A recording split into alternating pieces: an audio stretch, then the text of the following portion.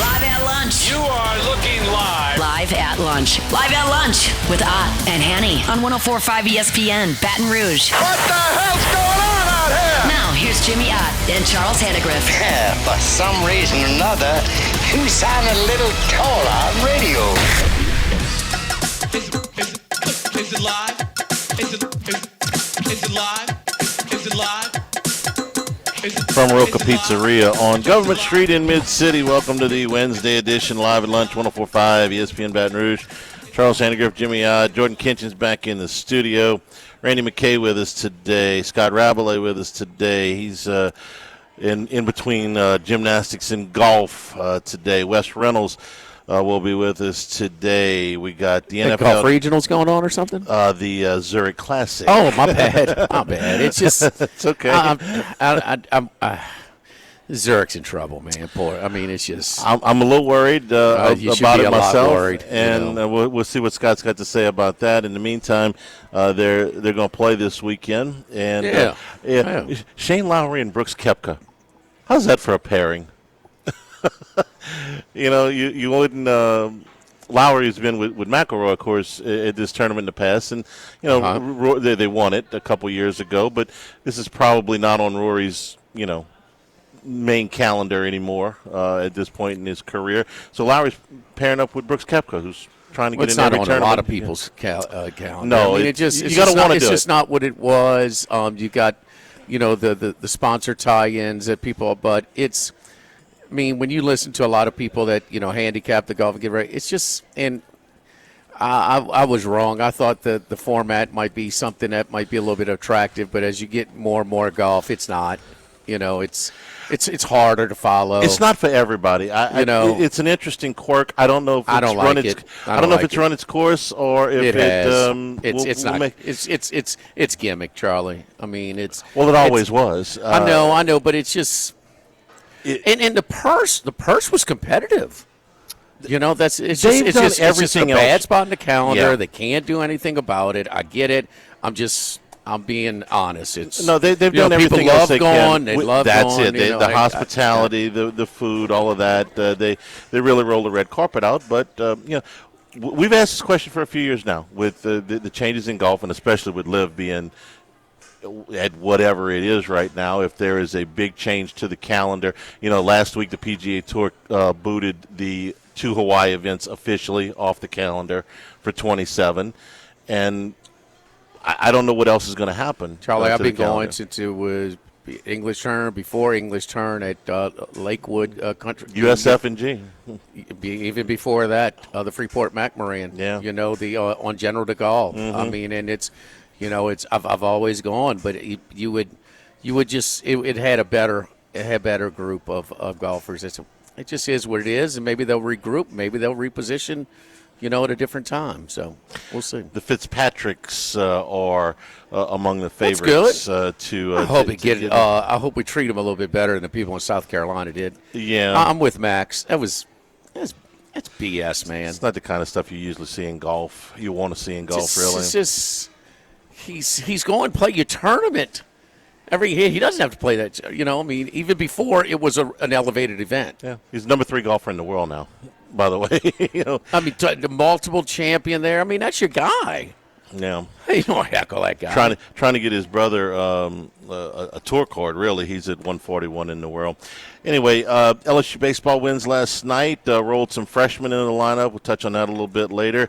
And I understand that there's a pretty good trend going in the NBA playoffs so far. Yeah, I'm not on it. 12-2 to the under, 3-0 again. So, and it's funny after the first, and we talk about it. The defenses picks up so much in the NBA in the postseason. It's a different game. It's a different sport. You see less of a 3-point settle approach on offense because they're playing defense, and those percentages have gone way down. See the Celtics last night. Only one game so far, but 12-2 to the under. And interestingly enough, after going 7-1 on the first two quadruple headers on Saturday and Sunday, the numbers went up. The totals went up in every game. So, I mean, And so they continue to go under. So I was completely wrong on it. I mean, I'm ready to bury this thing minus the T-Wolves and Nuggets series. And all of a sudden, it's kind of a rule of thumb. A quality series if it goes 6. If it goes at least 6. Yeah. And here's the NHL, and man, you never know. There's no seeding doesn't matter. Home ice. I mean, it just, man, it's so competitive. It seems like they're so even with that sport. And we're ready to bury this thing. Every game on Saturday and Sunday were decided by double digits. You had the one big upset. You had the Lakers upset, but they were at home, and then of course the Magic upsetting Detroit. But that was it. And then the Sixers. The Sixers. I mean. I thought that was the most lopsided series. Now, they shot nearly 50% from 3. That's pretty much right at the top of the top 3 performances beyond the arc. And Boston was the one team, Charlie, last night of the – how many games have we played now? 3. Total 12 or 14? Yeah, 14. 14. Yeah, 8 and 6. So 28 teams playing. They were the first team to shoot more 3s than 2s last night. The Boston Celtics. And they shot 25%, and Philly shot 50%, basically. Well, the 30% is pretty common in these playoffs. I mean, it goes down, and you see more balance. It's a completely different sport. It's been really good, but all 3 dogs won outright. Okay, so all 3 dogs won outright last night, and I've got LeBron fatigue. But dude, do you see Mayo's video from the rodeo? No. And he showed the big bull, and he had a lot of manure on the backside. It was really messy. No, I didn't. That's pretty much what LeBron is playing with right now. Okay, and he's carrying these teams to victory, to 2 victories. I mean, it is. You got to give him credit. When he goes to the bench just for a little breather, they panic. Bronny's playing. Okay, I mean, he is taking garbage to a 2-0 lead in this series. Well, that garbage is shooting pretty well because, and I'm not disputing the fact that these guys are not primetime players. Luke Kennard has his 2 highest scoring games of the year in the playoffs, where they actually probably shot more too than all season. He is shooting 65% from the floor. He is shooting 73% from three-point range. Marcus Smart, who has made his living basically as a prime defender in the league and was on that Celtics championship team, and we remember from his time at Oklahoma State, had his 3rd highest scoring game of the year last night in the playoffs.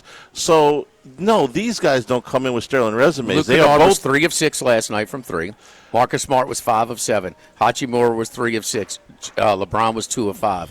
None of them get those shots even off if it's not LeBron on the court. No, he's distributing. But they're making the shots, is what I'm saying. And no. This is a bad shooting team. Yeah. Perimeter team. This is a poor shooting team. It has been for the past few years, and they're shooting right at 50%. Which I said that only 3 teams of the 28 that have participated so far close to 50. Philly last night, and the Lakers in both games.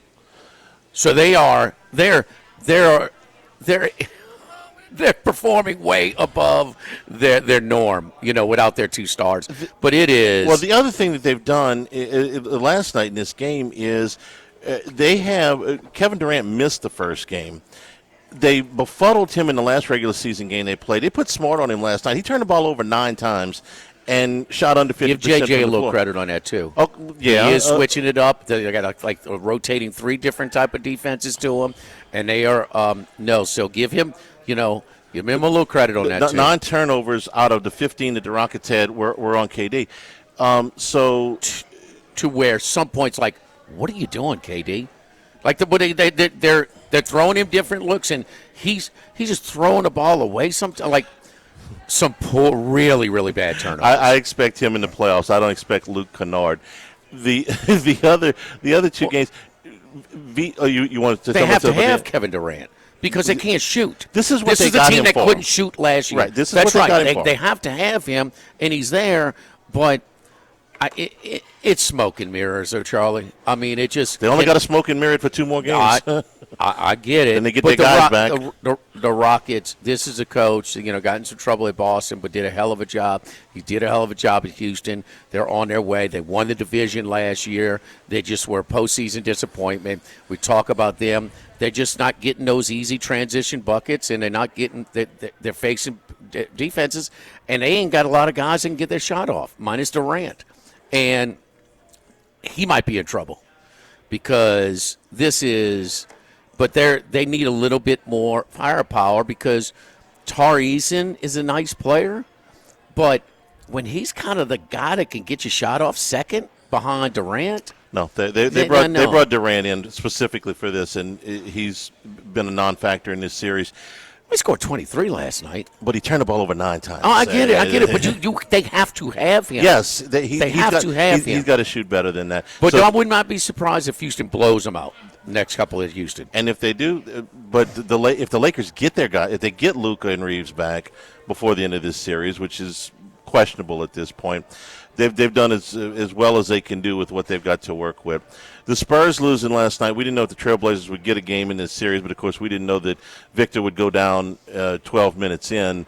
He played 12 minutes midway through the second quarter, and the Spurs end up losing the game by 3. The bigger story, of course, is that Wembanyama is in the concussion protocol. He took a heck of a spill. Friday night is very much in doubt. I'd be surprised if he played Friday night, but going forward past that, what is his availability going to be? Because if he doesn't play, now we got a series. We got Friday, Sunday, in Portland.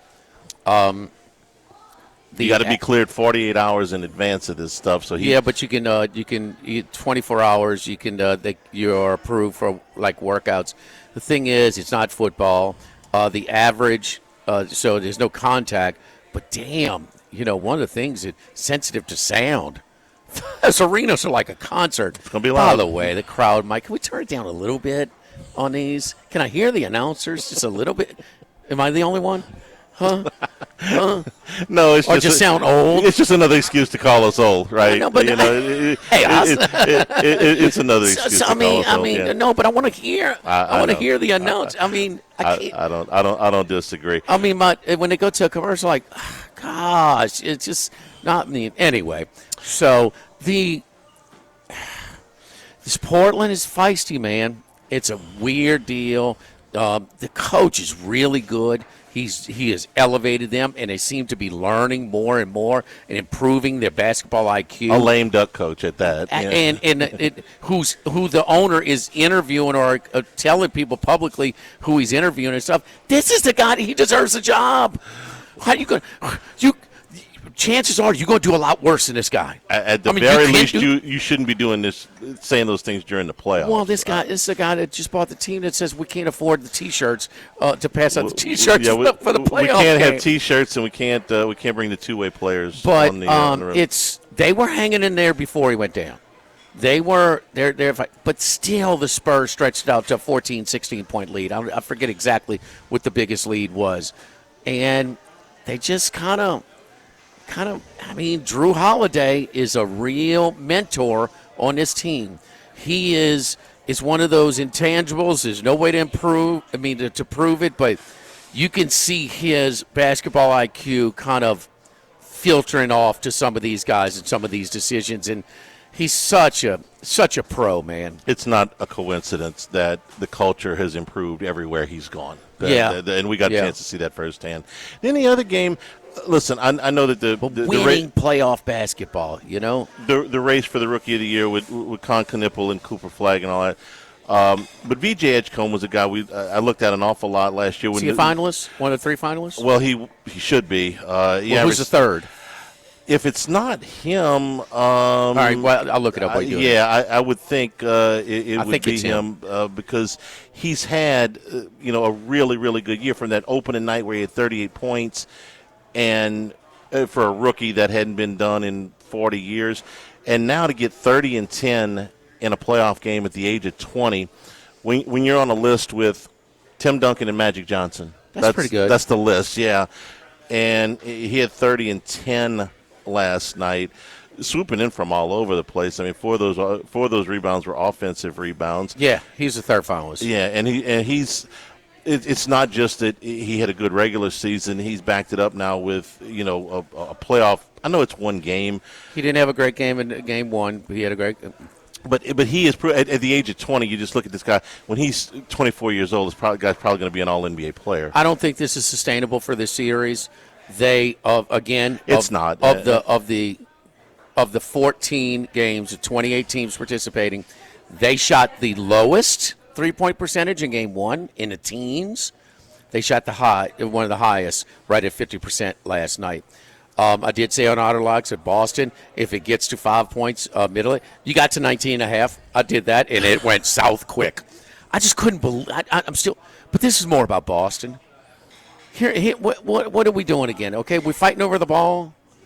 I mean, we're jacking it up as soon as we can. I mean, we're going to, even when we can't identify what got them eliminated last year when they were up big in multiple games against the Knicks, and they kept firing up threes when they were cold. They can't identify that, and they still doing it again? 50 times. 50 Nobody, times. no. This is the first game in these playoffs that a team has shot more threes than twos. And they're ice cold. Like, read the room, man. When you're hot, fire it up. When you're not, attack the rim. It's just, and how many guys they got that can attack the rim? Well, Brown and Tatum, you can stop right there. Most people don't have that. They shot 26%, 13 for 50 last night. That will get you beat. It's just, I mean, like, are they going to learn? Apparently not. I thought they, it's kind of through adversity, you learn, you gain perspective. You sit on the side. Tatum looked great. I don't think the Sixers can win the series, but that was eye-opening last night. Charlie, this just in, I don't have a real read on these playoffs. Minus the under. And we're just getting started. Yeah, under. Yeah, just under. But you know what? It's been great. The last 2 days, I mean, it's got some juice, man. How many? They're playing hard. Instead of like maybe one series going 6 games, we have 5 or 6 of the 8. Don't forget over here at Roca Pizzeria, man, we've got our chef's lunch special. It's available Tuesday through Friday, 11 a.m. to 2 p.m. You get a half sandwich served with a salad or side. The sandwiches include the meatball, the Italian hero, the very popular chicken cutlet, my personal favorite, the eggplant parm. It's a little bit different. It's kind of with the freshwater mozzarella and eggplant on that Bruno's sesame seed bun. Really, really good, light as well. Salads inside, you can do a Caesar salad, sensation salad, the grana fries, the broccolini al forno, or the patate dolce. So happy hour, man, this place is always packed over here. Now, if they don't have room at the bar, we honor happy hour specials throughout the entire restaurant, and it's always busy. Half off selected beverages, wine by the glass, draft beer, bottled beer, specialty cocktails, half off pizzas, the pepperoni, the quattro formaggi, the 4 cheese, classic cheese, and margarita, and the antipasties, the baked goat cheese, the citrus olives, the roca meatballs, the fried mozzarella, or the black truffle popcorn. Everything is half price. Pretty much everything behind the bar is half price, and their specialty cocktail menu is outstanding. So the Amalfi Smoke is really good. The Reynolds Rita, the Violet You're Turning Violet, all really good stuff. Springtime Spritz is a good one right now. The Mandarin Satsuma Vodka, Elderflower Liqueur, Pear Liqueur, Lime Cava Trinity Bitters. Half price. Everything behind the bar for happy hour. Tuesday through Friday, 2 to 6 p.m. Live at Roca, live at lunch, 104.5 ESPN Baton Rouge.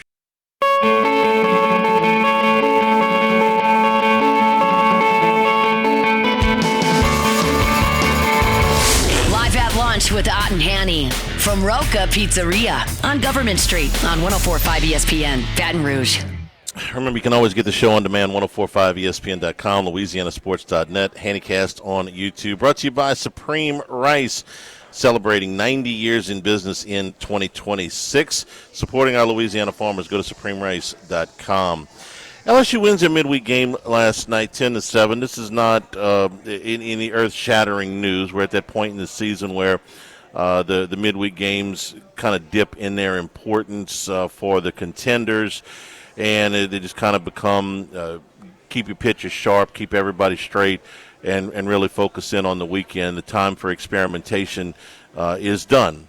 If you're not a contender, then these games take on maybe a little bit of an added importance because it becomes an opportunity to get some of the players that haven't had as much of a chance into the lineup.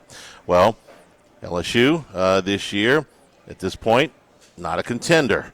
And it's time, necessity or otherwise, with the injuries that they've had, to take a look at some players.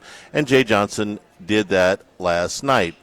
William Patrick getting the start from Monroe, Louisiana, thought of as one of the best athletes on the team. Got the start in place of Jake Brown in right field. Ended up going 1 for 2 with an RBI double and scored a run. Jack Ruckert, the Catholic High product, got the start at second base. Seth Dardar is still on the shelf. And Ruckert, who was brought in early in the season primarily for his defense. Dardar can hit, but the glove wasn't great. So the thought was early that if Dardar was going to play second and swing it, when they got some leads, they would bring Ruckert in as a defensive replacement late in games. Well, they did that. Unfortunately, Ruckert wasn't quite ready. He made a handful of errors, and they decided to sit him. Well, now's the time to circle back around. He's had, some more time in the program, another 6-8 weeks in the program, and time to give him another look. Well, last night went 2 for 3, drove in a couple of runs, and scored a run. And LSU played error-free ball. Daniel Harden, another Catholic High product, got in the game last night as a pinch hitter for Chris Stanfield. So they did look, and Mason Braun, who has played a good bit, got in as a pinch hitter and went into the outfield where, he's going to be an outfielder, going to be a first baseman moving forward. Time to look at that too. So I thought all of that was good. Some of the young guys really, really impressed last night. Also thought that Cooper Williams, I thought looked good in the one inning that he had. It's been a tough year for him. Williams was fantastic last year out of the bullpen. And as a lefty option, I really thought that he was going to take a major role on this team. And I think Jay Johnson and Nate Yeske did too. But he struggled out of the gate. The ERA ballooned to, at one point it was over 8. Time to work him back in there. Get some time in. I think he can be an excellent college pitcher. He was last year. I think he can be again. Sophomore slump, trying some stuff. I don't know. I can't tell you why. All I know is that last year was really good, and this year hasn't been.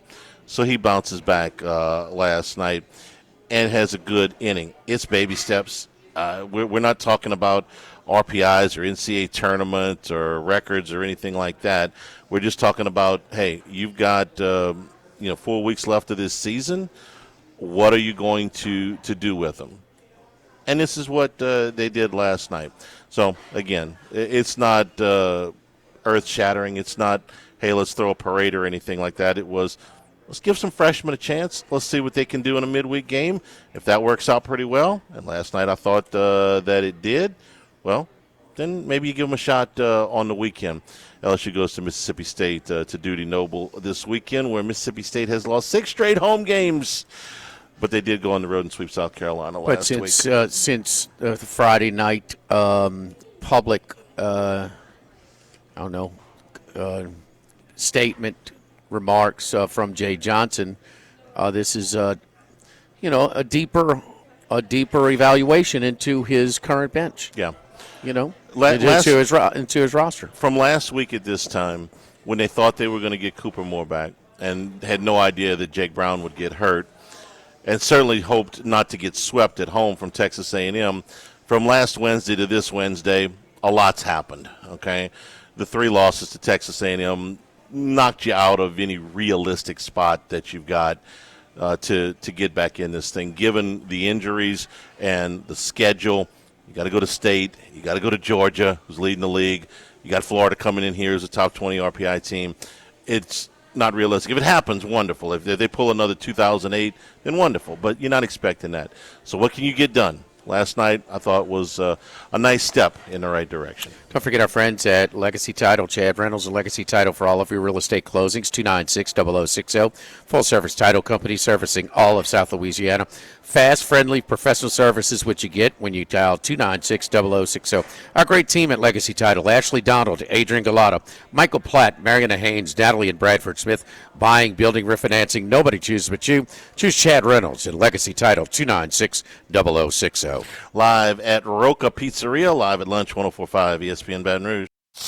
Live at lunch with Ott and Hanny from Roca Pizzeria on Government Street on 104.5 ESPN Baton Rouge. Uh-oh, they let the big dog out. Boom! Out of nowhere. It's time for the big dog, Randy McKay, with his best picks.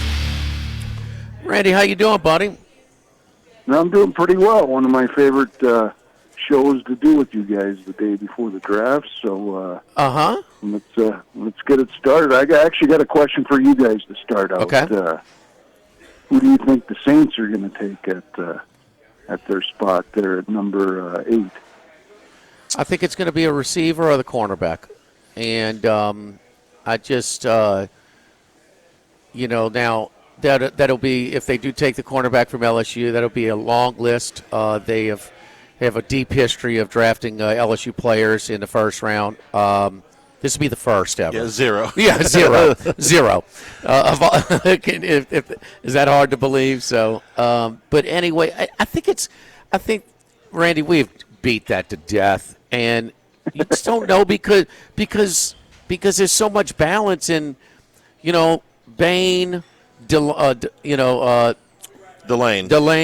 Bain, Delane, or, even Tyson now that we're hearing,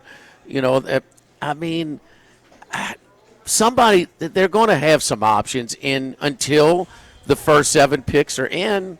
They've just got to take what the defense is giving them. It's kind of my analogy to the whole thing. What is your thoughts before we get to Charlie? Well, you guys already answered one of my things. I was going to. You guys knew that they never took a LSU guy in the first pick, so in the first round. So that was very good. I heard that the other day, and I was going to try stuff with you. You guys are right on that one. So, but I think if Bailey would fall, they'd maybe take him as a pass rusher. But we'll wait and see on that. I would agree too. I think they might get a little impatient with Shuck trying to give him some, and maybe that. There's a chance they can take a receiver there. But, with the short arms, and I know short arms are a hot topic these days, would happen to Will Campbell in the postseason stretch, especially in the Super Bowl. But, man, I've seen enough of Bain, man. And I don't want to see the highlights against Bethune-Cookman at Florida A&M.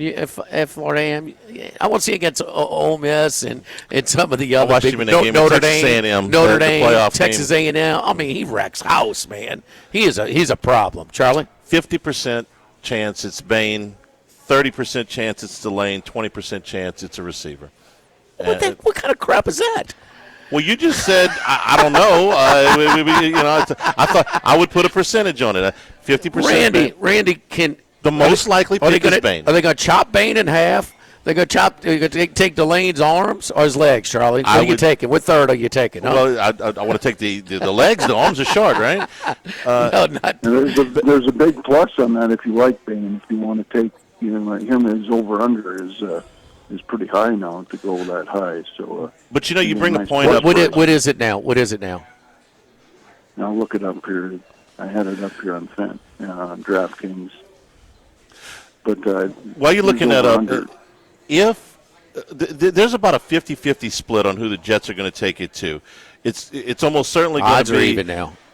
Arvell Reese or David Bailey. Okay, if the one of those guys that doesn't get taken by the Jets is who the Saints want, the Cardinals are open for business at 3. Frankly, I'm hoping that this doesn't happen.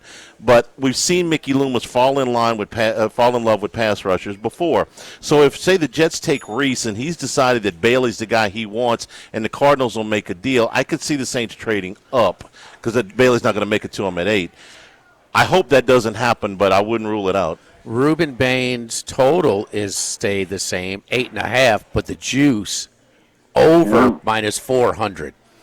Now we'll be Over at meaning plus after. 270 if you go with Charlie. later, then, later. So what's that, Brandy?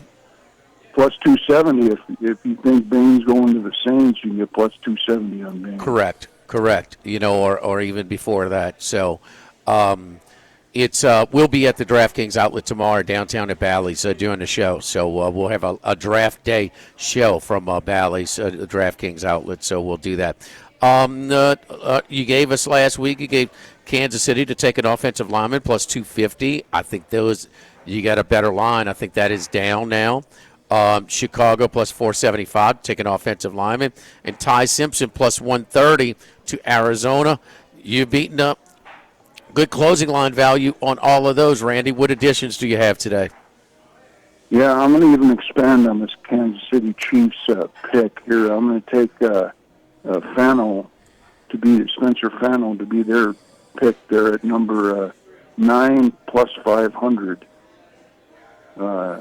Reed I've been reading a little bit, and Reed and Kyle Willingham know each other pretty well, and they have a relationship there. And Reed needs to address some things.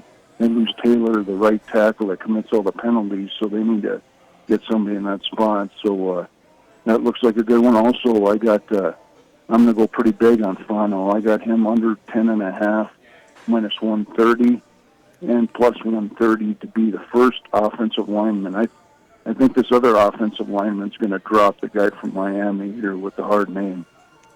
Yeah, Francis Maioga and the slipped the disc injury. Yeah. So wait, you had Fano first offensive lineman, and what else on Fano? You had his under 10.5. Under 10.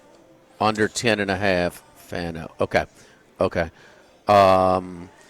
Yeah, because it who knows? But some reports said that because all right, well, you're going to give some weapons. You're going to give for Mahomes protection weapons. Or keep in mind last year, Charlie, just the record. Imagine that they're the Saints in a completely rebuilding year. They're drafting one spot apart with the Kansas City Chiefs. Yeah. And if you remember specifically, and it started in that game. Was it Brazil or Mexico against the Chargers? I forget. Brazil. He took so many hits. I mean, he was not just running, but he took a ton of hits last year. So supposedly there's reports that he wants to rebuild his offensive line. So we will see. That would tie in to your selections there, Randy. What else? What other additions do you have on the draft before we get to your NHL picks? And I got a plus 850 here on the Sadiq, the tight end, going to Minnesota. I think that would be, if he's still available, that would be a good choice for them. They're also talking about taking the safety there as well, but I see there being a little value there because, with Kyler Murray, you want to run a couple more 2 tight end sets, and so in the Vikings tight ends, a little disappointment there with Hawkinson's probably his last year there. He's on a 1-year contract, so I see him maybe taking Sadiq there if they don't take Dylan Steinman from Oregon at safety, which would also be a good fit for them. Vikings again. That is available at DraftKings right now at the Queen and Bally's. So Vikings plus 850. Which team Kenyon Sadiq will be drafted by? So that is available still right now. Seems like DraftKings has the best menu by far. Seems like Johnny Avello and they're being a little bit more aggressive than most with their menu. Randy? Yeah, and he addressed that when I heard him on air there with Humans the other night that. They've actually addressed the draft, and they pay pretty close attention to it. So they offer a lot more bigger menu for us to look at. So it's a good thing. At least it'd be nice if everybody did that. But of course, they're all cutting back or making only about $300. Minnesota the Vikings take Sadiq with their Sadiq to be drafted by the Vikings plus 850. Any other additions? No, that's pretty much it. Okay. Just the Fano will make my whole draft there. If I took a lot more pluses this year, and then I like Fano to be that 10.5 minus 130 is the main bet there. Well, I was ready to just bury the NBA's first round. The last two nights, the underdogs have won 5 of the 6 games, including sweeping the board yesterday, 12-2 to the under. But then I'm monitoring at my media room with some of these NHL games, and Tampa Bay, they need to even things up. First 5 minutes, they're fighting. I mean, Buffalo, Boston, first 5 minutes, they're fighting. Did everybody start a fight in the first 5 minutes of the hockey playoffs last night, Randy? Yeah, there was a lot of penalties last night, a lot of big hits and everything in all these games. Even the late games too, with the Knights and Utah. That's starting to boil up, and the Kings were right there with the Avalanche, and then they got beaten overtime. But it was an exciting night. A lot of fights, a lot of penalties. They're calling a lot of penalties. They're calling really close too, which is kind of disappointing. But I guess they got to do that to prevent some of these fights. So. Some of these games, opponents don't know each other quite as well. They won't be quite as much as that, but seems like with these closer rivalry games, they're sure bumping each other after every whistle. All right, so a triple header tonight, Pittsburgh, and you got to pick on each of the games tonight in the NHL playoffs. Penguins and Flyers. So they now go to Philadelphia. Philadelphia minus 115. Yeah, I really like how this young Flyer team's been playing. I was kind of a wait and see, and they just look like they're just too young and too speedy for this older Pittsburgh team. And they're getting great goalie. I call this guy Darth Vader, but his name is Dan Vladar. But he shut him out last game, and he has nice goals against average. So I don't know if they'll solve him in this game or not. But I like the Philly here to make it a 3-0 game, a 3-0 lead in the series. All right, second game, Dallas and Minnesota. They're tied up at 1 apiece. They split the games in Dallas. They go to Minnesota now. 8:40 puck drop tonight. Minnesota is minus 120 at home. Yeah, I like this Wild team a little bit over this Dallas team. And the Dallas, they come back, and that's what they do after a loss. They come back. Ottinger usually plays pretty well, but they're going back to Minnesota here, and the depth for Minnesota is just too much, I think, for this Dallas Stars team. So getting at a semi-cheap price at home here, and I like this, how this Minnesota Wild, another fast, good skating team is playing. So, I'll take the Minnesota Wild, and I think they'll at least win 1 out of 2 in Minnesota and go back to Dallas, if not win both. And then finally, Edmonton and Anaheim tonight at 9:10.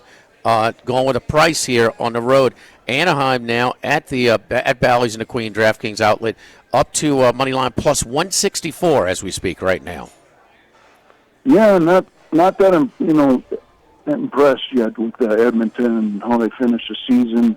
They're still kind of Draisaitl isn't really playing at his top game. They're missing some key players there as well, and their defense is never good. So, of course, you got a veteran coach here in Quenneville, for Anaheim, and I like how they, kind of bounce back after faltering into the, they could have easily won that first game there. So, got to come back, take a price here with Anaheim, and they got a pretty good goalie in Dostal, so hopefully he can hold us in there, and maybe they can pull off the late victory and get us home with a good price there. But really like this Anaheim team, and they got a little bit of experience too with Kreider and Carlson in the back end. So hopefully they can do it for us. Randy, news out of Las Vegas in one of our spots, in where you had a real bookmaker instead of the corporate odds provider, and one is taken, a couple of months ago, the South Point and Rampart, and the Rampart switched over to Caesars provider as their line provider, and now the Westgate Superbook, and a guy like Jeff Sherman, we spent some time over there. Is it just the South Point now with Chris Andrews, Vinny Magliulo? Your thoughts on Caesars taking over the Westgate Superbook? Yeah, not a good situation there when you lose another line out. Actually, Nevada's down to 9 now. Thankfully, Bloomers came along, and I don't know if you've ever had Nick Bogdanovich on, but he's pretty much running the show there. Okay. And so at least we added that, and he takes some bets. They're actually taking pretty decent bets there. So just sad to see that change hands. I guess it's still going to be called the Superbook and this kind of thing. And I don't know who they're going to hold on for staff, but a lot of the super contests and a lot of the contests are still going to be the same. There we go. All right, Randy, good luck to you. Again, Philly, Minnesota, Anaheim, and then again, Fano to Kansas City, Sadiq to Minnesota as well. Good luck on the draft, buddy. We'll talk to you next week. Thank you. All right, thanks, guys. Good luck to everybody out there. Don't forget our friends at Go Chevrolet in LaPlace, Go Chrysler, Dodge, Jeep, Ram in Plaquemine, Go Chevrolet West in Plaquemine, and Go Ford in Waveland. The Go Automobile dealership family just continues to grow. My buddies Lee Carney and Nick Richard have talked about their concierge service department. Super convenient. I mean, they had some electrical issues with my vehicle, and they brought me a loaner, brought it in, evaluated the situation, called me with the work to get it approved that it would need to get fixed. Did it, paid right over the phone, returned my vehicle to my home. So delivered it where we were doing the show that day, and returned it at my house. So you want to talk about super convenient service with their service department at Go Chevrolet. Certified Body Shop. Mention my name, Jimmy Ott, for VIP pricing. I don't just talk about the vehicles from the Go Automobile dealership family. My Chevy Tahoe that I drive came from Go Chevrolet in LaPlace. The Go Automobile dealership family. Go Chevrolet in LaPlace. Go Chrysler, Dodge, Jeep, Ram, and Go Chevrolet West in Plaquemine, and Go Ford in Waveland. Live at Roca, live at lunch, 104.5 ESPN Baton Rouge.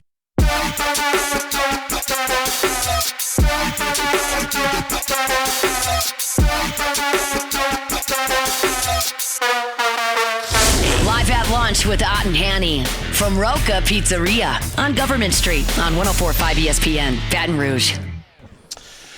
Transfer portal is now closed for basketball. 2-week portal opening is now closed. We got some grand totals. Really nice job by Chris Marler at LouisianaSports.net. If you want to get all of the details, but I want to run a couple numbers by you, Jimmy. 1,315 players entered the portal at the D1 level. That is up 13.5% from last year. 35% of them have signed so far. So 65% of the 1,315 players are still out there looking for a new home. The leaders in the SEC so far, along as far as numbers, Tennessee has signed 5. Texas, Missouri, Vandy, Alabama, Ole Miss, South Carolina, and Auburn have signed 4. LSU and Mississippi State have signed 1. Kentucky has only signed 2 so far. They are less than pleased with Mr. Pope up there right now. But those are some of the numbers we have now that the portal is closed. Keep in mind, Donovan coached there, with under Patino before he took the Marshall job or the Florida job. Did he go straight? I think he took the Marshall. Did he go from Marshall to Florida? I think he did. Yeah, I think that's right. Yeah, I think that's right. Of course, he played for him. Right, in the Final Four, correct. For Providence, yeah. but he does have some contacts there at Kentucky. It seems like the writing's on the wall with his move away from Chicago, huh? Yeah. And the thing with Pope has escalated very quickly from the disappointment at the end of the season to the now into the transfer portal. And expect some flurry of announcements on LSU's roster coming soon. Our number 2 straight ahead, 104.5 ESPN Baton Rouge.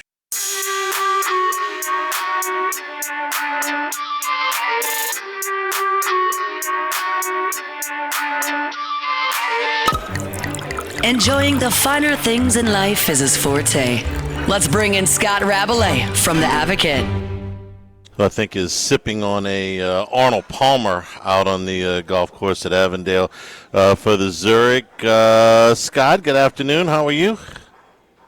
I am not sipping on anything at the moment. I'm out here on a sunny day over here waiting for Shane Lowry and Brooks Koepka to come up for us in the Pro-Am for interviews. I think they're heading this way right now. So we should get started. Well, that's an interesting pairing to say the least, and I want to get a lot of thoughts on the Zurich. But let me start by going back to last Saturday and LSU.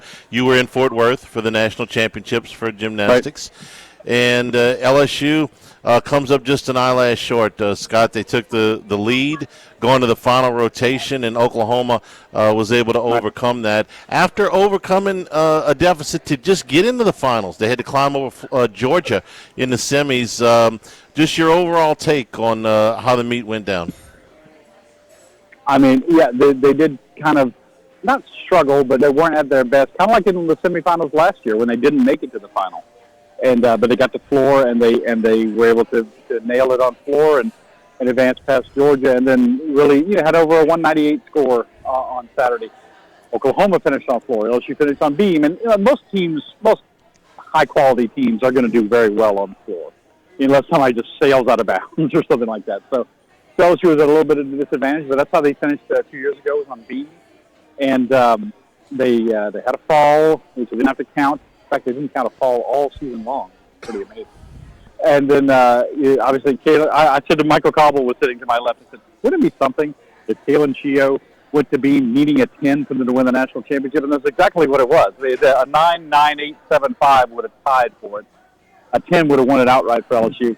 And she got a 9.90. It was, as I've written, it's like asking someone to hit a home run. You got to hit a home run in the bottom of the ninth for us to win the World Series. It's that kind of thing.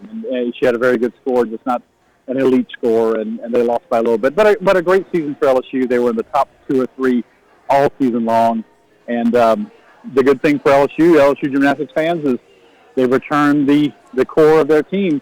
Kalen Chio, Connor McLean, who had a great championships, Kalia Lincoln, some of the other gymnasts, only lose a couple of seniors. So the future remains bright for LSU gymnastics going into 2027.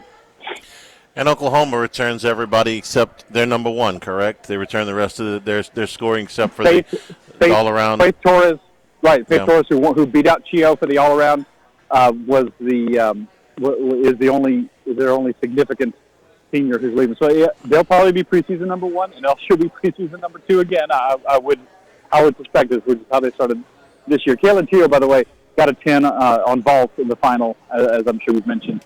That's give her 13 for the season. That was one off the all-time single-season record. Now she's got 14 for her career. She's halfway to the all-time record of 28. So it's going to be fascinating to watch her, assuming she keeps healthy, what she can do the next couple of years, the record she could break, and maybe wind up as LSU's greatest gymnast of all time. I think she's on her way. Scott, when did they announce, I believe it's the Honda Award, the gymnastics Heisman? When does that come out? I think the nominees are being named tomorrow, and the actual award, I guess, will be sometime in early May. There's a Honda Award. There's an AAI award which goes to the top senior, which she is not, she's a sophomore, and then the Honda Award for the top overall gymnast, which I think she will win. So sometime in early May. All right, let's switch over to golf. You're down at the Zurich. They tee off tomorrow. Scott, there's a lot of uncertainty in golf right now with what is the future of LIV and how that's going to affect the PGA Tour. We saw earlier this week that the Tour announced that they will not be going to Hawaii next year. It's the first time since the 50s that they will not have a PGA Tour event, at least one, in the state of Hawaii. I know it feels like we ask you this every year when we get to the Zurich, but what is the feeling there about the future of the event? Well, there's certainly some uncertainty. The PGA Tour is expected they're trying to change the schedule by the 2028 season. We've already seen that change that you mentioned for 2027 with them cutting out the 2 Hawaii events. And so, there's a talk of this Tier 1, Tier 2 model. Tier 1 would be what we see now with the signature events, which are squeezing the Zurich on both sides. The Heritage was an elevated event last week, and and next week there's one as well. There's 2 more coming up before the PGA Championship. So that's kind of a problem. So will the Zurich have a chance to be Tier 1? I talked to a lot of golf writers at the Masters, and just talking to people here. We talked to Steve Worthy, the CEO of the 4Kids Foundation that runs the Zurich. I think the expectation is that the Zurich is going to be a Tier 2 event, that it's going to survive. And There was some talk at the Masters from the writers I spoke to, like Rex Hoggins with the Golf Channel, that it might go back to a regular single-player event again. But Steve thinks that they're going to hold on. They want to hold on to this format, and that they hope to. They hope to get some relief from the tour in terms of spreading out the signature events, these $20,000 purse events, a little more, because they're very concentrated with the major championship season has gotten very concentrated too, right? From the players in March, then the four majors, the ending in July with the British Open. So, but they like their spot on the schedule and they hope to keep it. So we're going to see, but obviously, just surviving is the big deal right now, and I'm sure that's the number one. Surviving and thriving, they hope to thrive here, but obviously they're in a tough spot on the schedule right now. The field is not what it has been in the past. You have some great players like Matt Fitzpatrick, who won last week at the Heritage, number 3 in the world. Koepka and Lowry, big names. Lowry won 2 years ago with Rory McIlroy, who is not here. So I think it's uncertainty and a little anxiety, for a tournament like this, like a lot of what I would say just average tournaments on the PGA Tour, which is what the Zurich is. Got things going for it. New Orleans, the culture, the heritage, the food, back to this around Jazz Fest, but the purse is half of what it was last week in the Heritage, and could that change? Doesn't seem likely. So they're going to be stuck with a lot, like a lot of tournaments, trying to fit in on the schedule somewhere, and just continue to survive from year to year. We follow LIV as much as it affects the PGA Tour. We don't follow the individual tournaments all that close, but we're curious about this one. And as long as you're in New Orleans talking about professional golf, what is the confidence that event is actually going to happen in June with the uncertain future of LIV? Yeah, that's a very good question as well. They have come out, the CEO of LIV, Scott O'Neill, came out and said that they're fully funded for the rest of the year. Very carefully worded statement, if you ask me. So the tournament being in June, they're going to play. They already announced, they were in Mexico City last week, that they're going to be back to the same course in Mexico City next year. We'll see. The Saudis apparently pulling funding for like the soccer team that they own and some other sports things. Seems like they're definitely heading in a different direction. There's not going to, there was talk, as you know, Charlie, in past years about maybe there eventually being some kind of unification between the PGA Tour and LIV. I think that ship has long it's sailed well over the horizon. At this point, it's docked on the other side of the Atlantic at this point. PGA Tour doesn't feel like they need LIV golf. My guess is that the Tour is going to survive this year. It may survive next year. They may, if the PIF pulls their funding, they may try to find other fundraisers. But the Saudis have spent over $5 billion on this venture so far, and have gotten very little to gain for it. And as I've said before, even rich people get tired of losing money eventually. So are they going to find some investors? What are they going to see for their investment that this could become viable? There's nothing that's shown it so far. But I do think there will be a tournament in New Orleans this summer. Yes. After that, definitely all bets are off. They're going to make you cover it, and you have to stay outside the whole time, the whole week in June in New Orleans. They're going to make you do that. That's your that's what you have to do in order to continue covering the Masters. You got to go cover the LIV golf in June. Hey, Charlie, I wanted to throw in one thing before we get on another topic. As you saw, Michael Cobble tweeted that there was a Brian Kelly and a Matt McMahon entered in the Pro-Am today. So Sheldon Mickles and I are retired riders. We walked down to 17 and then on 18 to see Brian Kelly. Matt McMahon has not teed off yet. He's going to look for him right now. But it was a Brian Kelly, but not that Brian Kelly. But this guy said he's a devout Notre Dame fan. he's a huge Notre Dame fan. This guy's Brian Kelly. But I did talk to him, but it's definitely not the the former LSU coach, so in case people were wondering. Yeah, there's a Brian Kelly golf joke here that I'm just going to let that opportunity go by. It's just as usual. Yeah. See, that's what Jimmy will pick me up whenever I miss one. He's playing golf somewhere. Yeah. Trust me. Yes, we have no doubt. All right, two teams that I wanted to ask you about for the Zurich, for the Fitzpatrick brothers, where Matt's coming off of his win last week. He's now top 3 golfer in the world in the rankings, and his brother who is trying to get a tour card.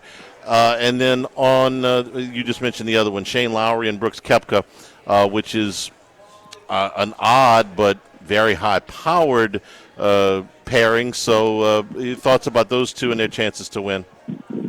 Yeah, Matt Fitzpatrick is playing great. He won He's won 3 times around the world since November, doing twice on the PGA Tour this year. Alex, his brother, has mostly played on the DP World Tour. Is trying to move up in his career. They played here together before. They were in the field. They were in the field last year and missed the cut. But obviously, great chemistry, right? Maybe brothers argue. They're playing golf. I argue with mine sometimes when I'm playing with them. But you have to consider their factor, especially the way Matt's playing. And then Shane and Brooks, obviously, 2 very talented guys. Shane Lowry won with Rory 2 years ago. And then found a new partner in Brooks Koepka, who has played here with his brother in the past. I think Brooks is still trying to get his feet wet on the tour. Obviously, they're. I think they were like second favorite or third favorite, one of the top 2 or 3 favorites. So you guys probably have the odds with you for the field. So I wouldn't say they were my favorite this week because Brooks was still trying to rebound with his game, and Shane has had up and down since what he should have won in Palm Beach and lost the lead down the stretch and shot an 80 with Sam Burns in the final round of the Masters, paired with him. But they're a very talented duo, and you certainly can't count them out. All right, Scott, enjoy the time down there at the Zurich. We'll let you get to your interviews. Appreciate it. Safe travels back, and we'll talk to you next Wednesday. Always a pleasure, guys. Thank you. And we're brought to you by the Thibodeau Store, the Pierreport Store in LaRose and Lockport. Now with lumber delivery available at all 4 sites, and out of LaRose and Pierreport, delivery available. So if you've got those building projects right now, get your lumber from the Thibodeau Store. Again, you go down to Thibodeau, 900 St. Patrick Highway in Thibodeau, open daily until 5:30. Also, if you're doing work on your property, maybe you're in your garden, maybe you're in your flower beds, just in your yard, 50% off of a number of lawn and garden supplies right now. Again, the website, thethibodeaustore.com. Same-day pickup for everything available on the website and delivery on some of these items. You can get to all 4 sites from thethibodeaustore.com. So get your spring shopping done right now. Deals of the week from Do It Best at thethibodeaustore.com. Again, 900 St. Patrick Highway in Thibodeau and Highway 70 in Pierreport, and now with LaRose and Lockport locations open as well. thethibodeaustore.com. Live at Roca, live at lunch, 104.5 ESPN Baton Rouge. Live at lunch with Ott and Hanny from Roca Pizzeria on Government Street on 104.5 ESPN Baton Rouge. From east, north to south, but we're heading west. It's Wes Reynolds from VSiN. Wes, how you doing, buddy? I'm doing well, Jimmy. How are you? Doing good. Let's go a little bit at a time. NBA, the playoffs. Your thoughts, and you got anything on these games tonight? Yeah, tonight I'm going to go with Detroit team total over. I think the offense will be better. Somebody else has to score besides Cade Cunningham, who really carried them. And Orlando, I got to give them credit. They went gate to wire pretty much in that game. Never really were threatened. It wasn't a blowout, but they were never threatened. And this is an Orlando team. It's like it's a foregone conclusion they're going to fire that coach, right? Like there were already names linked to that job and whatnot, and came out and did very well in that first game. You thought kind of maybe that they were going to be goners in a quick fashion, but not so much because Detroit, I think that they're having to deal with this pressure of being the number 1 seed, even though they're not the favorite. I think people still look at the Celtics or the Knicks maybe in the East, but still they were the number 1 seed in the East, and they've kind of been building up with this young core and did not look good in the first game. So I think you're going to see better offense from Detroit. So that is one I played, and then also did play a series play from last night. I'm still going to take the Rockets to win the series over the Lakers. Even though I did not like what I saw, especially the decision from Udoka. I don't know what Reed Shepherd did to him, but that kid can't get any clock. And he's been a starter, and he's a floor spacer, and he's a really good shooter. And you picked him number 3 in the draft just 2 years ago. So, I don't know why you're playing Aaron Holiday and Jason Tate over him, but I don't know how long the Lakers can keep this up without Luka and Austin Reeves, even though Reeves may come back at some point in the series. But you're banking on Luke Kennard and Marcus Smart to give you that offensive production every single game in that series, despite what LeBron is doing at 41 years old, which is amazing. I don't think that's going to happen. So I think you can still get a plus price on the Rockets, and you can even get over 3-1 on them to win 4-2 if you want to go exact margin. I still think the Rockets are a better team, even though you certainly didn't like what you saw the first 2 games. What price are you looking at the series right now in the Rockets, Wes? I saw some 330 this morning Okay. at a certain spot. And 3-1. Detroit's team total 113.5 is what we're showing on that tonight as well. So we're going to get it. All right. Next, let's get to you before we get to the golf and this interesting format. Just an hour away from us down at the TPC in Avondale. But draft picks. Do you have any draft picks? I know it's tougher in Nevada. There's a lot of restrictions there. But any draft picks that you have? I don't really have hardly anything at all. I just hail people that I think might be reliable. But nothing that I've actually really bet yet, even though I am engaged in the draft, obviously, with Fernando going to be going number 1. And now, while I'm on that topic of Indiana football, I have to ask you guys a question because you guys have experience in this.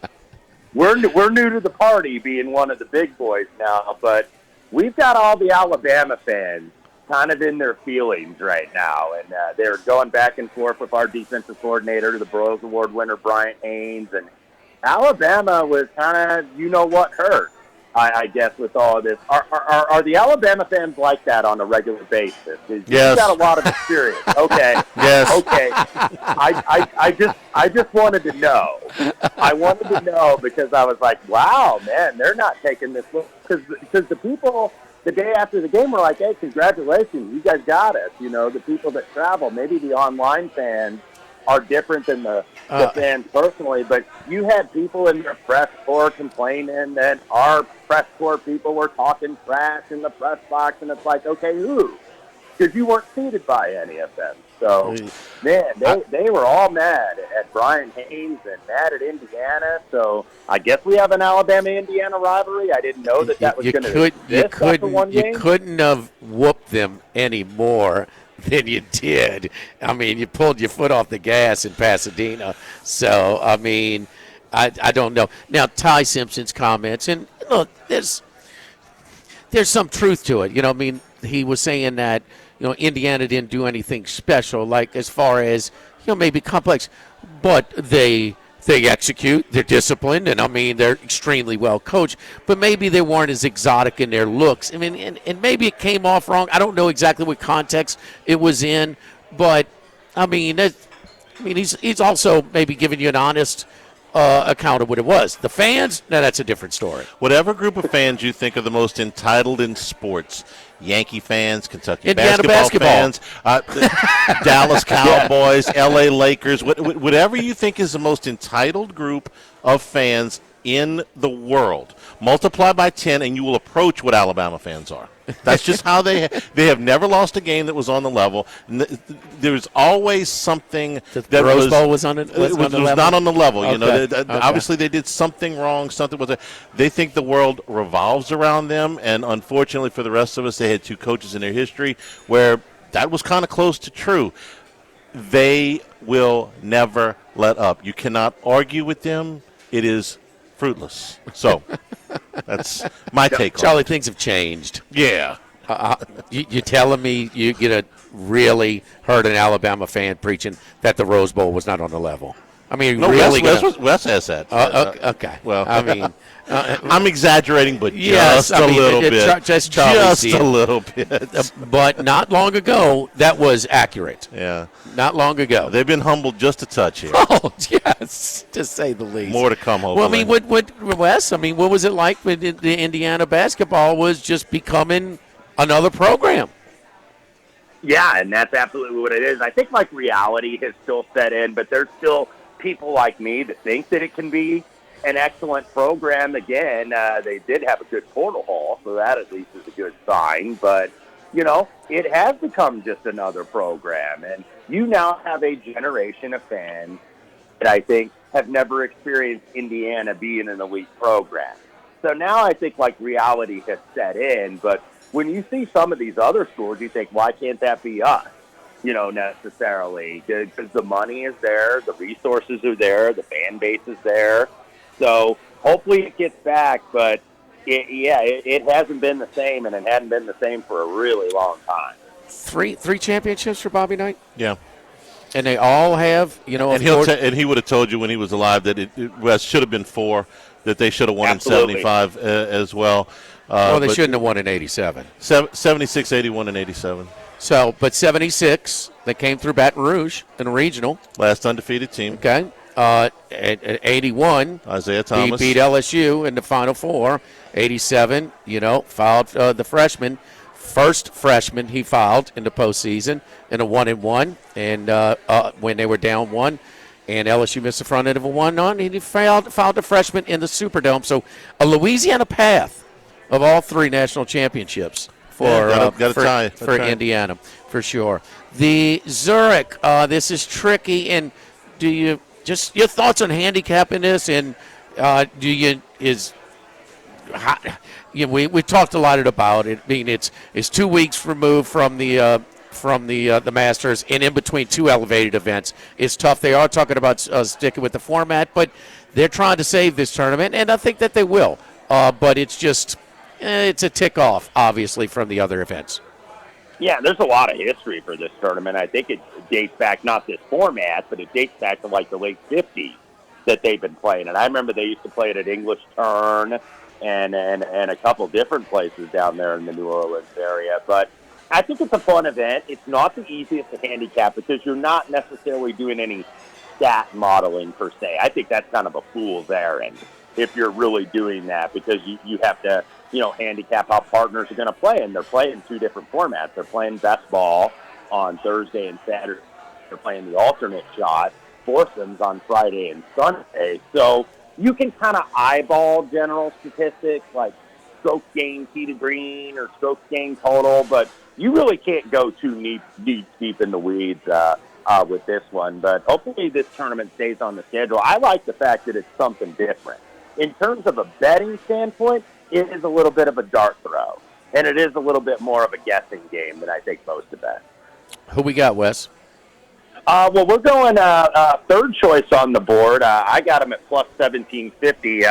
Ryan Gerard was supposed to team up with fellow Tar Heel David Ford, but David Ford, the tour rookie, who's probably going to win big on the tour, was number 1 in college for that PGA Tour U standings. But Gerard picks up the Canadian guy that figured out how to play golf watching YouTube videos, Sudarshan Yelamaraju, who has 5 top 20s and 2 top 6 finishes this year. And it's like maybe this guy, Ryan Gerard, picked up a ringer. And Gerard, by the way, started the season very well with a couple runners-up. So I played them. Another team that I think that is popular from what I'm seeing, a lot of people like them, are the 2 Stanford teammates, Michael Thorbjornsen, Carl Phillips, who were 4th here last year. They both live down in Ponte Vedra Beach, Jacksonville area, so they play a lot on TPC Sawgrass, which is a P-Sky layout, just like this course is in New Orleans at the TPC. So Thorbjornsen has been very good this year. He's been a contender a couple times. I know kind of fell apart in the Players on Sunday when he was in the final group, but this is a kid that's going to win. Billups has already won on the tour about a year ago. So I like the 2 Stanford guys. The 2 DP World Tour guys, Hawthorne Lee, Jordan Smith, 25-1. This is the 10-year anniversary, by the way, of Hawthorne Lee getting his first DP World Tour victory at the Volvo China Open in his native China, and he's not there this week. He's the best-ranked Chinese player, obviously, in the world golf rankings. But he's here for a reason, and I think trying to get that first PGA Tour victory. They played a lot together over the years, been paired a lot together in the DP World Tour. I think they'll take well to this format. Hayden Springer, Alex Smalley, 40-1. Smalley, kind of a really consistent cut maker, irons, top 30 on tour. Now he's with Springer, who had to go back down to the Korn Ferry Tour, but a guy that can absolutely bomb it off the tee. So if you've got a bomber off the tee and a good approach guy, I think that's going to work well in the alternate shot, and that could apply to Rico Hoey and David Lipsky at 45-1. David Lipsky, by the way, is 4th here twice. Last year with Dylan Wu, and then 3 years ago with Aaron Rye. Lipsky, great hitter, accurate, not very long off the tee, but Rico Hoey is. And I think that these guys, could take very well to this. So Rico Hoey, David Lipsky, 45-1. One of my favorites is listening to shows out of New York, sometimes in Mad Dog, and the Yankees fans are good. They blame the Dodgers for ruining Major League Baseball. And we're talking about entitled. The Caesars has taken over the Westgate Superbook as the odds provider. Your thoughts on that, Wes?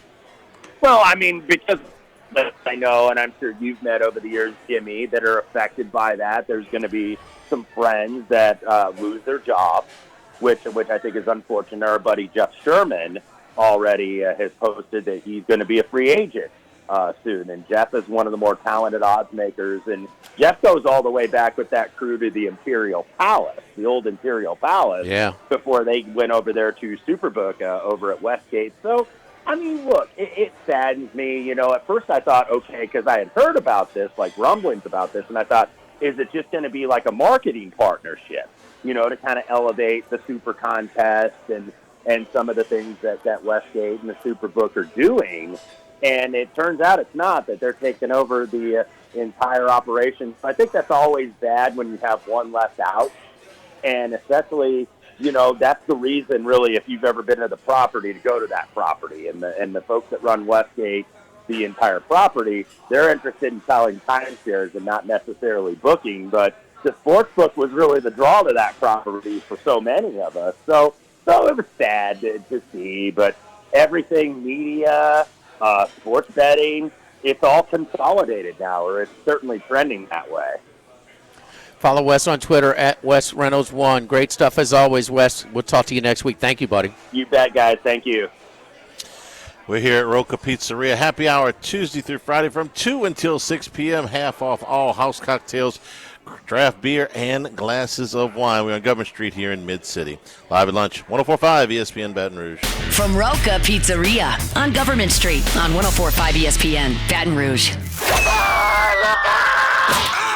Our Wednesday consensus golf picks are brought to you by Dana Brown at the law offices of O.C. Brown. All right, let's go to Chicago, see what Max is up to. Max, what's up? How's it going, guys? Good. How's the Windy City? It's not too windy today, actually. Cloudy, but warm. I say it's warm. It's about 60 degrees, but yesterday it was even warmer than that. It's pretty good weather, just a little cloud cover, but just got off the golf course and headed back to downtown. Look how hard he's working, Jimmy, on the golf course already. Where'd you go play golf? It was called Cog Hill. They once hosted the Northern Open, the BMW Championship. Tiger Woods won there 5 times apparently, and I'll tell you, I won there 0 times because I kicked my butt today. All right, the team format. Let's get right to it. Yeah, so not the greatest field, for being honest. The PGA Tour did Zurich no favors with the scheduling of this year's tour schedule, with elevated events and majors all surrounding this tournament. So you've got the Fitzpatrick brothers, you've got Koepka with Shane Lowry. Lowry's now a Zurich ambassador. You've got some names, and they've got some younger players who are looking for tour status, right? I mean, if you win this tournament, you get your tour card reserved for the next 2 years. So that's a big gift for some of these younger guys, up-and-comers, and I do think there are some up-and-comers I'm excited to watch this week. But to be honest with you, in terms of form, it's just hard to really look at some of these teams down the stretch, especially an alternate shot on Friday and Sunday, where you're going to be relying on bad shots from some players, and you got to scramble your way out of it. So I'm going to look at the top of the board here. I'm going to go with the brothers Fitzpatrick at 12-1. Matthew and Alex Fitzpatrick. Matt, we know, coming off the win at the Heritage. He's got 2 wins at the PGA Tour this season, and he's playing with a brother. He's someone he's very familiar with. Now, they haven't had the greatest of performances here at the Zurich. They've kind of struggled a little bit, but Alex is fighting for his tour card, and Matt can do his brother a favor here with a good performance. Alex, meanwhile, coming off a win on the DP World Tour, a very tough event in India, quirky golf course. So he's coming in the best form that he ever has at the Zurich. So I like the brothers Fitzpatrick at 12-1. And then because I'm going so high on the board, can't really go many other places, but I'm going to go with a couple of not-so-fan favorites, but a former U.S. Open champion in Wyndham Clark, paired with Taylor Moore. Now, both these players have played pretty well here in the past. Wyndham Clark has 2 top 10 finishes, including a third-place finish with a different partner back in 2023. Taylor Moore's got a couple top 5 finishes in his history as well. So I just like that they're familiar with this golf course, familiar with this format. And Wyndham Clark starting to play a little bit better. Top 20 finishes, actually 21st at the Masters, but 16th last week at the Heritage. And his miss is typically a big driver way out to the right, high to the right. He can bomb driver here. I think distance is certainly imperative this week. And, the right misses are really not that much of a problem outside of number 18 where you've got water down the entire right side. So it's more not missing left, and I think this team will benefit from that setup. So I like Wyndham Clark and Taylor Moore at 25-1 to compete this week. So those are my 2 outrights. I've got a couple first-round leaders, but that's pretty much all I can do in the outright market. All right. So Fitzpatrick, Moore, and Clark. West came with Yalamaraju and Gerard, Thorbjornsen and Phillips, Lee and Smith. Our favorite Chinese shot maker, being down there. Springer, Smalley, and Hoey and Lipsy. Of those, any thoughts on those picks?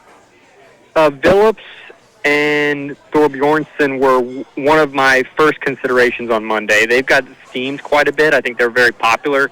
I was seeing like 25-1 early in the week, so that number's gotten bet down a little bit. But it totally makes sense. Top 5 finish last year. Bombers who are actually playing better. Younger guys.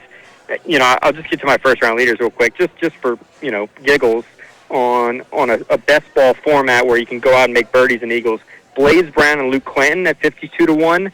They're just young guys who can make birdies, but I don't trust them enough in alternate shot on Friday and Sunday.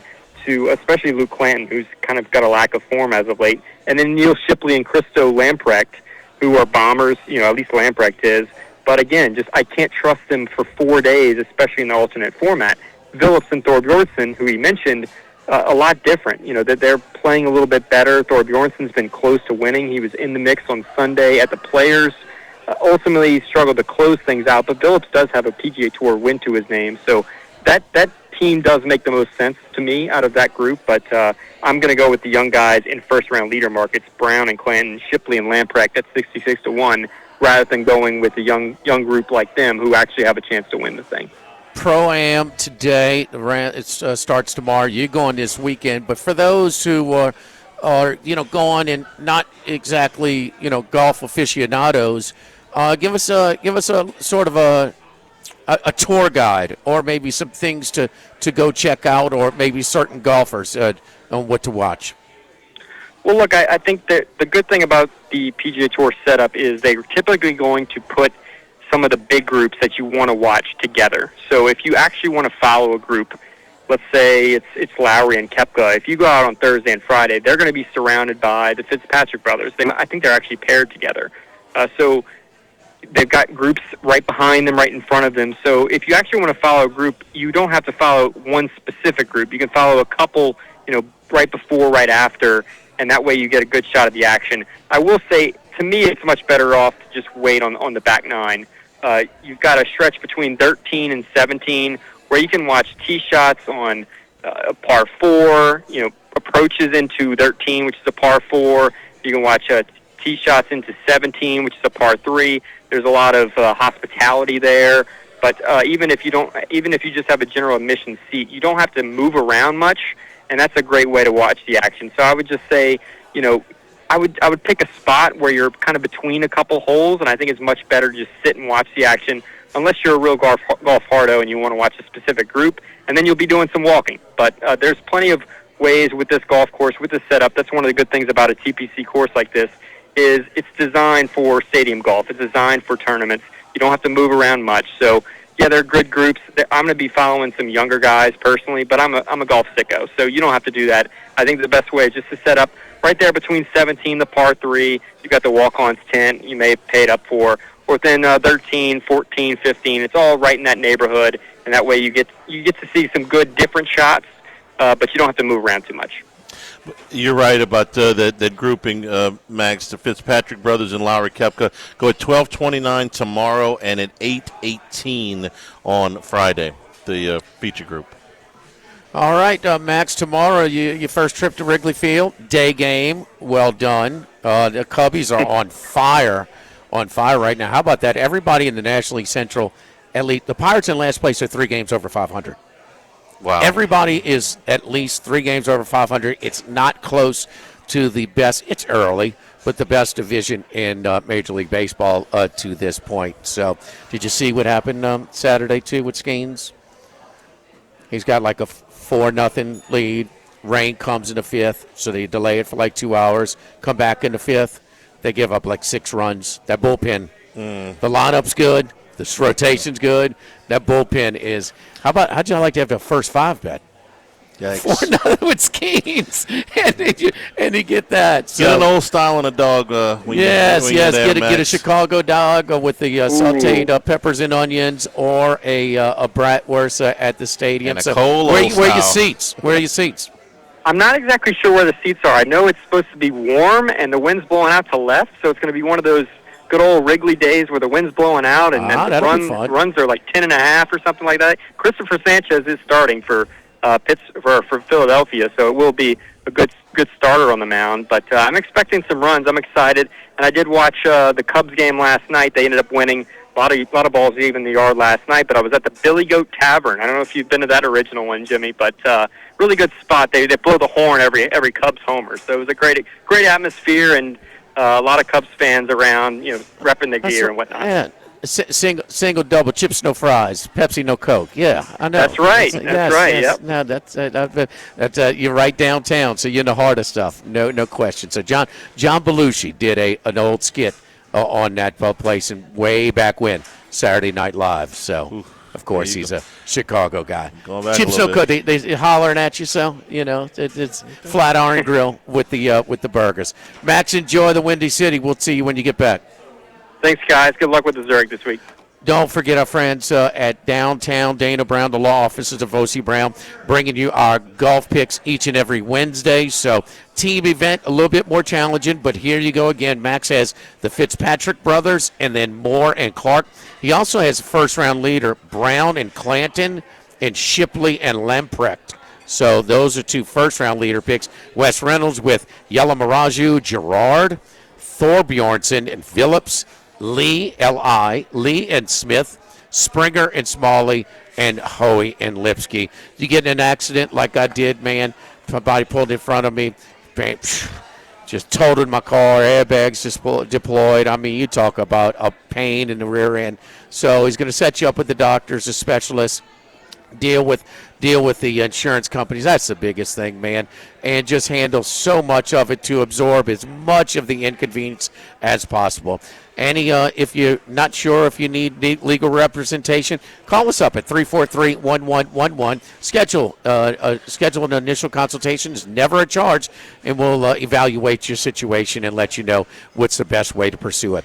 Downtown Dana Brown at the law offices of O.C. Brown, your law firm for a lifetime. 343-1111 and ocbrown.com. Live at Roca, live at lunch, 104.5 ESPN Baton Rouge.